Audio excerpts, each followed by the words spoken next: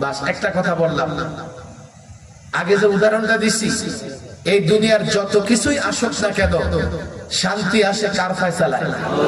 বলেন কার ফয়সালায়? সর্বশেষ আরেকটা গল্প মনে পড়ে গেছে, এটা আমি বলেই শেষ করে দিব। আমি তো ওয়াজ করতেছি, আপনাদের ভেতরে কিন্তু অনেক প্রশ্ন ঘুরতেছে।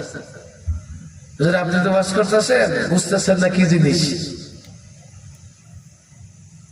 বুঝতেছেন না, সব আল্লাহর উপরে ছেড়ে বসে থাকতেছেন। আমি যদি চাকরি না করি কোথা থেকে খাবো? আমি যদি দোকানদারি না করি কোথা থেকে খাবো?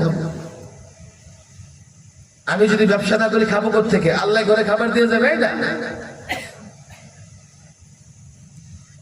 এই কথাটা বোঝার জন্য একটা গল্প মনে রাখবেন, রাখবেন তো ইনশাআল্লাহ। এক আর্টিস্ট আর্ট করে না, বিশাল কাগজে আর্ট করতেছে, কলম ঘুরলে আর্টিস্টের দেখবেন সুন্দর সুন্দর ফল মূল এটা সেটা সিনারি নদী নালা খালবিল হয়ে যায়। কথা ঠিক না বেঠিক?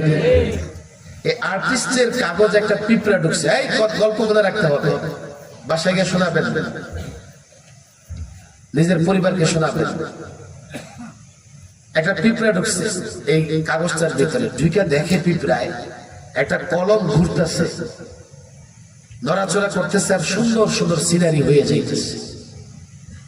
পিঁপড়াটা বড় আশ্চর্য হয়েছে, কলমের এত ক্ষমতা, এটা ঘুরতেছে আর নদী নালা খালবিল হয়ে যাইতেছে। একটু পরে আরেকটা পিঁপড়া ঢুকছে, ঢুকে আগের পিঁপড়ার কি বলে জানেন? তুই একটা বোকা। কেন?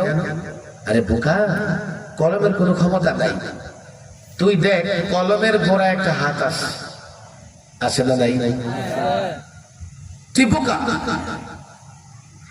মূলত ক্ষমতা হাতে, হাত নড়ে কলম নড়ে, এরপরে আর্ট হয়। কথা ঠিক না বেঠিক? তাহলে বোঝা গেল দ্বিতীয় পিঁপড়াটা বুদ্ধিমান, তাই বোঝা গেল না? একটু পরে 3 নম্বর পিঁপড়া ঢুকছে, ঢুকে বলে তোরা দুইটাই বোকা।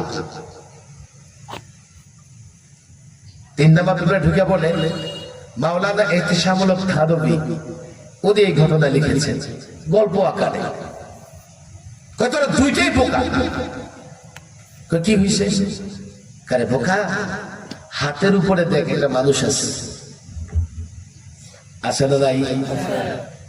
বোকা, হাতের কোনো ক্ষমতা নাই, সব ক্ষমতা মানুষের। মানুষ হাত নাড়ে, হাতে কলম নাড়ে, বাস সুন্দর সুন্দর দৃশ্য হয়ে যায়। আগের দুটা পিঁপড়া লজ্জিত হয়েছে, হায় হায় হায়, আমরা কি মনে করছিলাম আর কি হইল। এবার ঢুকছে 4 নাম্বার পিঁপড়া, ঢুকে বলে তোরা 3টাই নাম্বার ছাড়া বোকা। বোকা, আমরা 3 জন বোকা, মানে গবেষণা করে সব বের করে ফেললাম। আপনি বলেন বোকা, ঘটনা কি?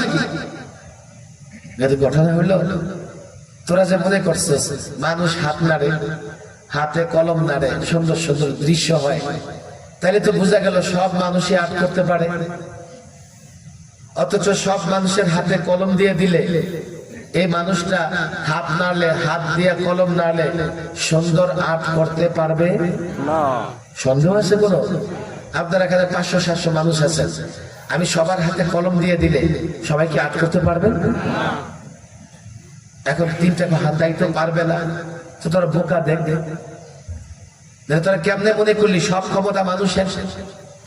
ভাই তাহলে আপনি বলেন সব ক্ষমতা আসলে কার? শোন, এই মানুষের মাথায় একটা মেমোরি আছে না নাই? আজকাল ছেলেরা ভালো বুঝে, জেনজি, কে কত বিশাল মেমোরি কার্ড লাগাইতে পারবে ওই টেনশনে থাকে। মানুষের মাথায় মেধা আছে, যার মেধায় বুদ্ধিতে আর্ট শেখা আছে, সে যদি হাত নাড়ে, হাতে কলম নাড়ে, সুন্দর সুন্দর দৃশ্য হবে। কথা ঠিক না ঠিক? আগের 3 পিঁপড়া কই মেধা কোন জায়গায়? কলম দেখছে, হাত দেখছে, মানুষও দেখছে, মেধা তো আর দেখে না। কোন জায়গায়? তুমি সেটা দেখবা না। এই মেধা যিনি দেন আল্লাহ তাবারক ওয়া তাআলা, চিন্তা করে দেখো আসলে মূলত এই সব কিছুর পেছনে আছেন কে? আল্লাহ যারে মেধা দিচ্ছে, কেন রে ভাই দুইটা ছেলে স্কুলে যায়, একটা ক্লাস 2 পাস করে বের হয়ে আসে, আর একটা মাস্টার্স পাস করে সরকারি চাকরি করে, আসে না নাই? একজনে একটা ক্লাসে একটা পড়া 3 দিনও শোনাইতে পারে না, আরেকজনে একদিনই শোনায় ফেলে।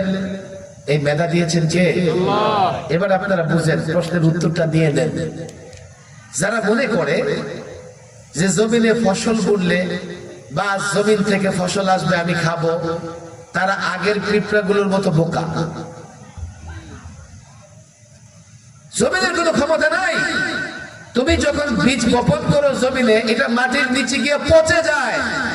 এই পচা জিনিসটা থেকে অঙ্কুর বের করে কে? তুমি দোকানদারি করো, মনে করো দোকানদারি তোমারে খাওয়ায়। দুজন দোকানদারি করতেছে, একজন দোকানদারি করতে করতে দেউলিয়া হয়ে গেছে, আরেকজন এক দোকান